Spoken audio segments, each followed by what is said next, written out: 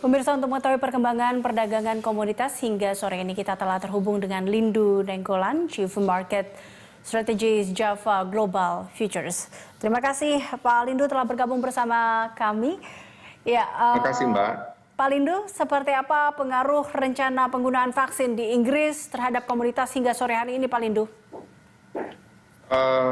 Rencana penggunaan vaksin di Inggris ini diprediksi sih akan menguatkan nilai ini ya, akan menguatkan harga kopi Arabica ya, karena vaksin ini akan menimbulkan suatu optimisme akan penanganan pandemi, sehingga akan meningkatkan di kemudian hari permintaan akan kopi Arabica yang sempat turun.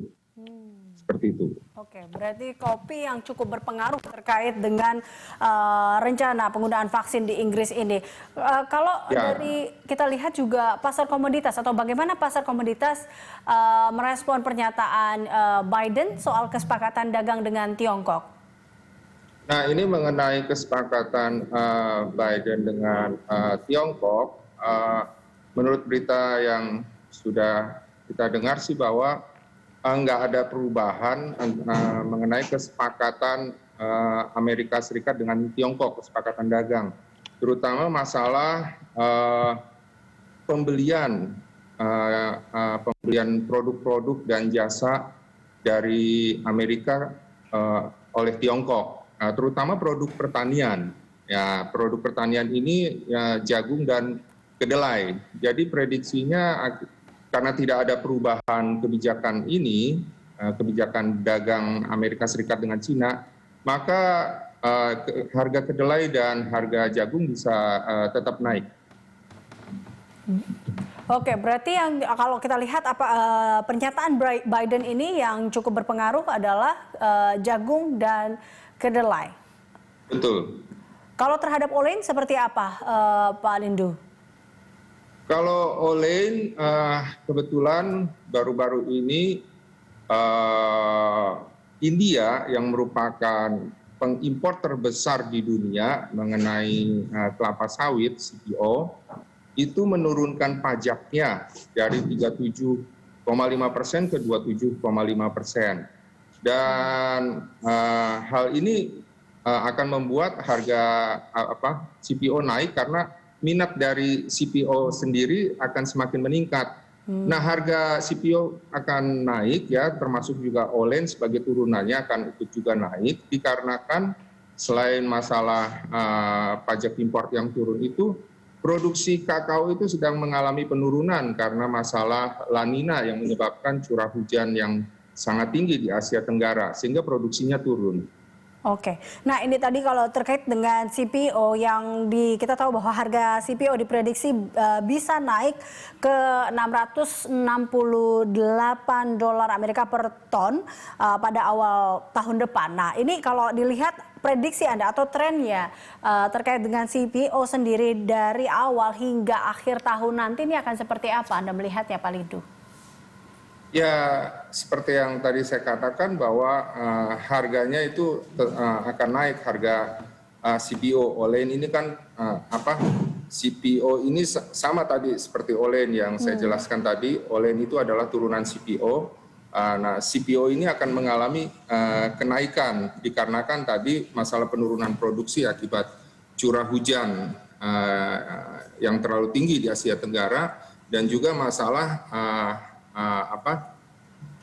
tarif impor yang turun dari India itu menyebabkan harga CPO naik. Trennya sudah terlihatkah saat ini? Tren kenaikannya? Trennya sudah terlihat. Oke. Oke, baik. Baik, ini Pak Lindu, seperti apa kalau kita lihat terkait dengan prospek harga emas hingga akhir pekan ini? Oh ya. Hingga akhir pekan ini emas diprediksi akan naik ke level 1850 sampai 1865 ya, dikarenakan adanya berita baru mengenai akan adanya perundingan kembali mengenai stimulus pandemi Covid, sehingga membuat dolar Amerika melemah terhadap emas. Seperti itu. Baik, kita terlewat terkait dengan kakao. Ini kalau Anda melihat kakao dengan berbagai sentimen yang ada, seberapa besarkah ini mempengaruhi kakao? Kakao ini diprediksi justru akan mengalami penurunan dikarenakan memang saat ini di Inggris ada berita mengenai vaksin akan diberikan ke Inggris ya, tapi di Eropa secara keseluruhan itu kan masih mengalami pandemi COVID, sehingga permintaan kakao masih turun. Di samping itu produksinya masih berlimpah sekali di Pantai Gading itu, sehingga karena produksi yang berlimpah di Pantai Gading dan juga masih turunnya permintaan kakao, sehingga harganya diprediksi masih akan turun. Oke, baik. Terakhir Pak Lindu, bagaimana atau saran Anda, rekomendasi Anda hingga akhir tahun ini dan faktor apa saja yang tentunya harus diwaspadai oleh investor? Para investor, terutama investor emas, itu harus mewaspadai. Mungkin sekarang minggu ini terlihat emas mengalami kenaikan ya sampai 1865, prediksinya sampai ke 1865.